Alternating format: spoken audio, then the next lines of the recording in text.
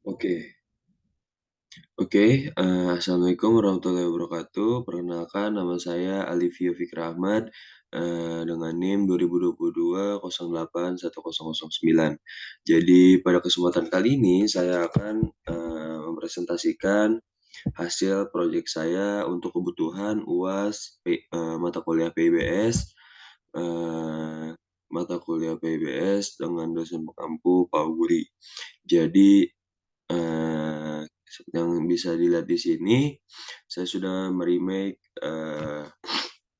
website Jakarta Open Data di bagian pekerjaan umum, yaitu di bidang konstruksi, seperti itu.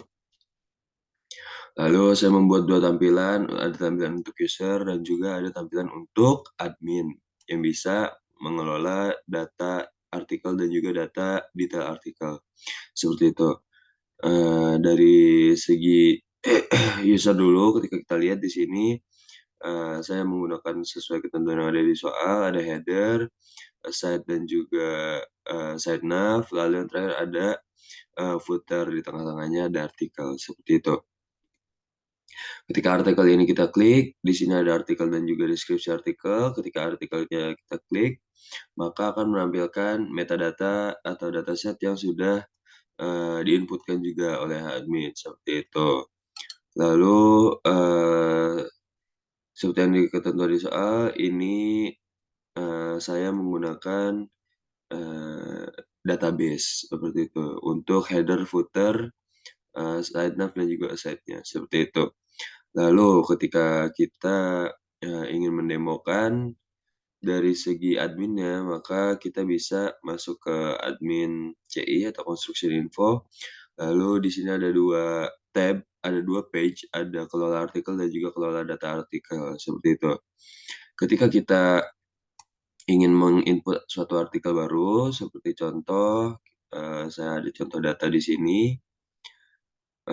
Ini adalah form yang selalu teropen, oleh admin. Jadi kita tinggal isikan, lalu ketika kita save, maka data baru itu akan ter-save. Begitu juga ketika kita menginputkan apapun yang ada di sini, ketika di-save langsung terinputkan, seperti itu.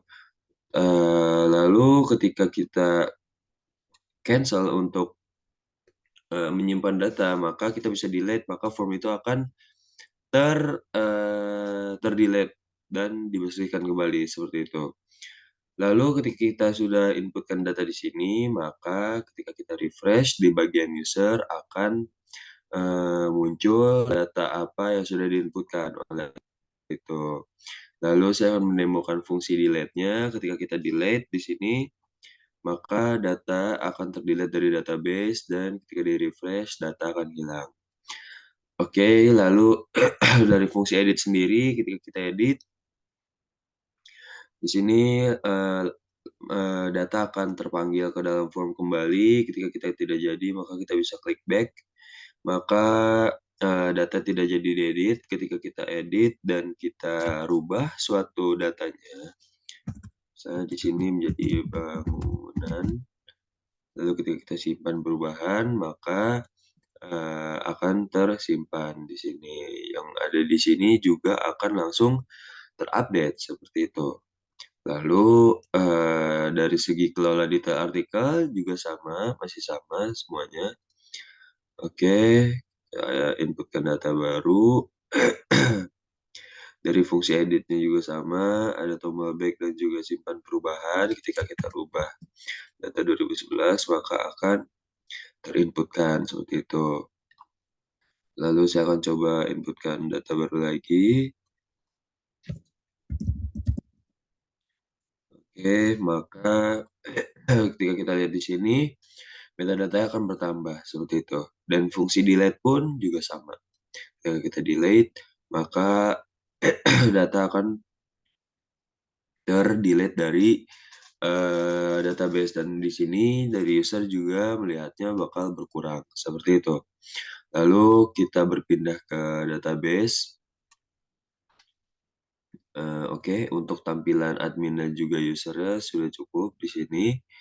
Ketika kita lihat berpindah ke database, Oke, ketika kita berpindah ke database, ini adalah database yang saya gunakan untuk UAS pada kali ini, yaitu nama database-nya adalah uas_open_data.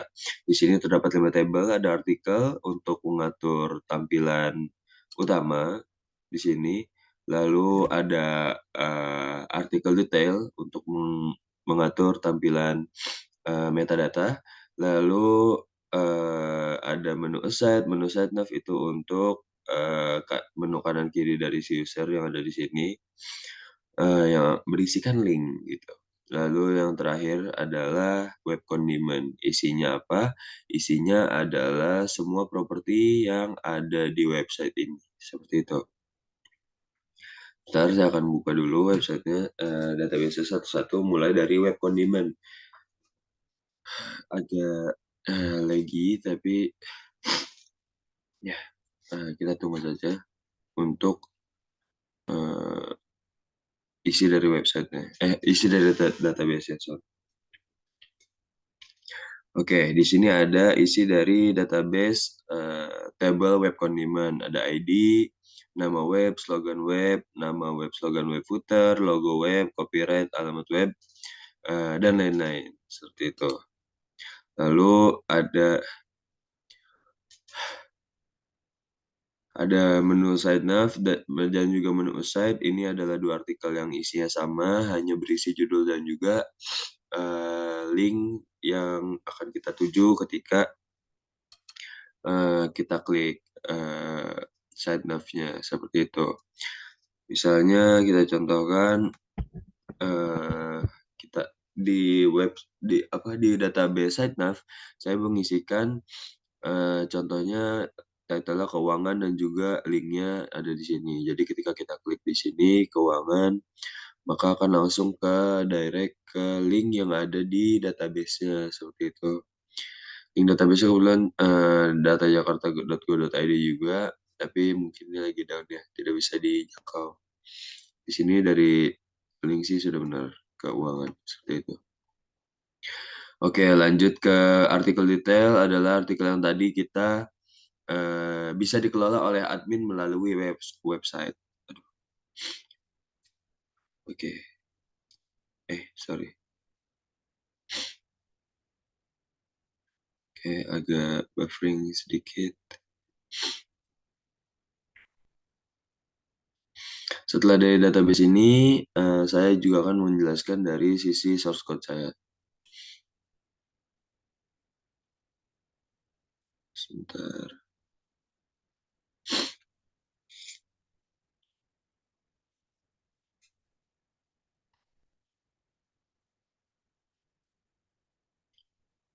Mungkin sambil menunggu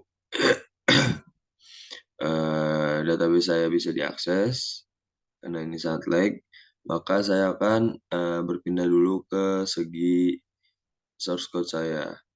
Sebentar. Oke, jadi di source code saya sendiri di sini ada 1, 2, 3, 4, 5 data source code untuk tampilan dan juga ada satu style.css yang saya gunakan. Oke, jadi dari segi indeks sendiri kita menggunakan index.php untuk mengatur tampilan yang ada di halaman utama tadi. Ini adalah ini adalah index.php dan juga ini adalah detail.php, seperti itu. Jadi di sini ada koneksi untuk menghubungkan dari source code ke database. Agak lag juga. Oke, di sini. Lalu ini ada indeksnya. Yang sudah saya bilang tadi, di header itu kita menggunakan dari database, begitu juga ke site nav dan juga ke aside dan juga footer, seperti itu di sini. Ketika kita bisa lihat footer basic, seperti itu. Lalu ada style.css untuk mengatur per desain-desainan dari website sendiri kita. Oke. Di sini juga ada responsifnya juga per pertampilan untuk tampilan mobile dan juga tab. Lalu di sini ada detail yang berisikan,